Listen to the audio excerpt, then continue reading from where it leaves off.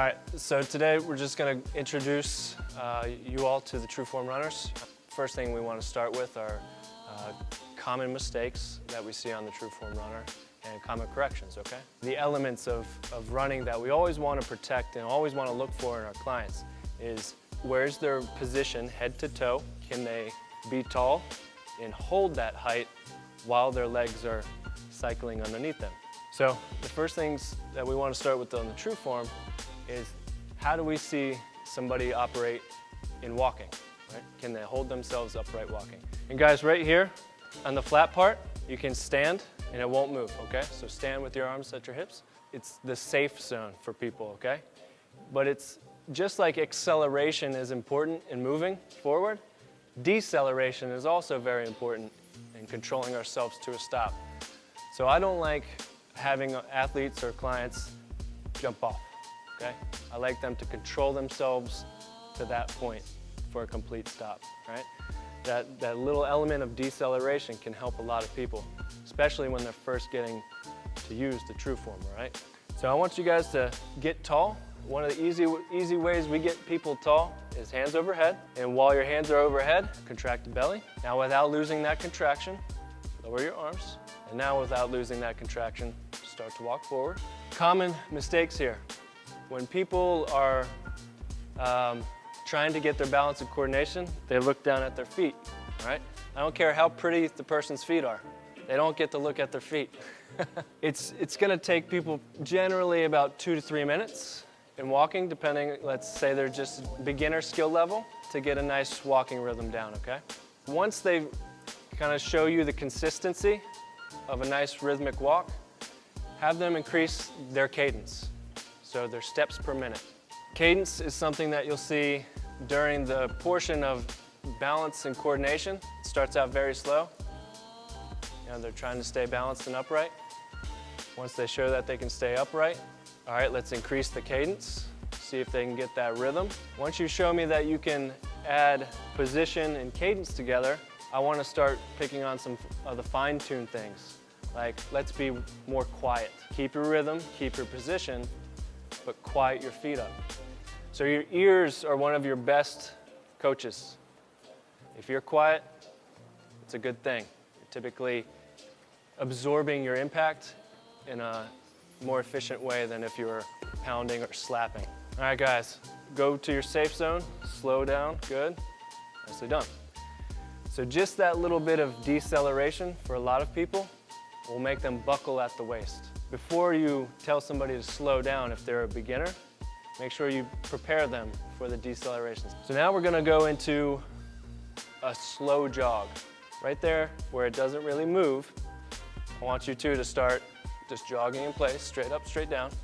So even though you two are in the part of the deck that is flat, what's happening to the belt? It's just moving a little bit, right? That tells us that this belt is gonna move by placing force straight down.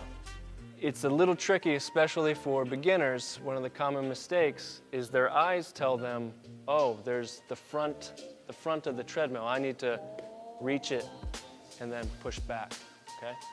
Well, we just proved that with downward force, you move the belt, which is the same is true for running on the ground. So that is something that you'll probably see most often in beginners and even elites, is overstriding. So if you see somebody overstriding, if you were to take a picture or a video of them, you're always going to see the chest going towards the bar, okay? You want it to happen in walking first. Tell them, hey, touch your hips to that bar. They try to drive those hips towards that bar. They can look down, but the head stays neutral. So I'm not looking down, right? Hips to the bar, and that stays true when they go into the run. Now, as you continue to slow jog, start coming forward on the belt very slowly. All right, now let's speed up your cadence. Speed up your cadence. So that's also one of the most common mistakes initially.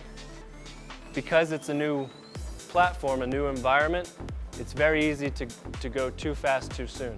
One of the ways we can govern this is by breathing. In a skill building session like this, you two should be able to breathe solely through your nose, okay? And it should be relaxed breathing. So if it's not relaxed, slow yourself down. On the Trueform, what happens when you start to lengthen your stride and increase your speed, it requires more energy for you to stay upright. Because as you come forward on this platform on the deck, it takes more and more energy for you to not bend at the waist.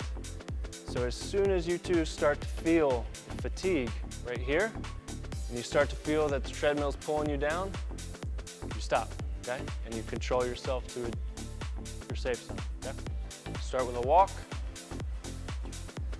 At some point, walking gets awkward, right? When you walk to a point where it's too fast, you're like, I should just be running. So get to that point. Go ahead and speed your walk up. All right, so gentlemen, I want you to start doing higher knees, putting more force into that belt. It's okay to hear the feet now. Breathing in through the nose, for most people, is going to recruit lower abdominals in their inhale. You can definitely offload more CO2 expelling through the mouth. So that's typically where we start people. And a lot of people, especially beginners, on the Trueform, because it takes more energy to run on the Trueform, right? And it takes to run on the ground. You're pushing 65 to 70 pounds of rubber. So a lot of people, if they get going too fast, too soon on the treadmill, they're just all over the place with their breathing because this requires more energy from them. The last thing you want to do on a Trueform is get on it and go to your 5th gear, to your last gear right away. I would recommend you, in practice, strategize when this is in mixed modal, get on it, come to the front, and start relax. Let your body get it going. You are going to work with people that just using their body and receiving verbal cues, aren't going to make the changes that you want to see. They're going to continue to struggle with the balance and coordination. So one of the easiest tools to use is a light kettlebell and the dowel. So what we'll do with that is that overhead piece where we're trying to get them to stay tall. Overhead carry. So once that arm fatigues, they switch, okay? Go ahead and start your walk. Tense up that belly. Prior to utilizing the weighted cue, we'll do a very lightweight. So you're gonna do overhead. So you would just have them go through a minute or two of this, retest from the walk to run progression. If it's still not there, put a weighted load over their head. I love using video analysis. It's just such an easy tool for you all to use with each other, clients. I recommend side, front, and back. But the most common thing you're looking for from the side angles is that they're just not overstriding, okay? So they're here, putting that foot down. As well as keeping the head up and not bending at the waist. Any questions, guys? All right. Thank you.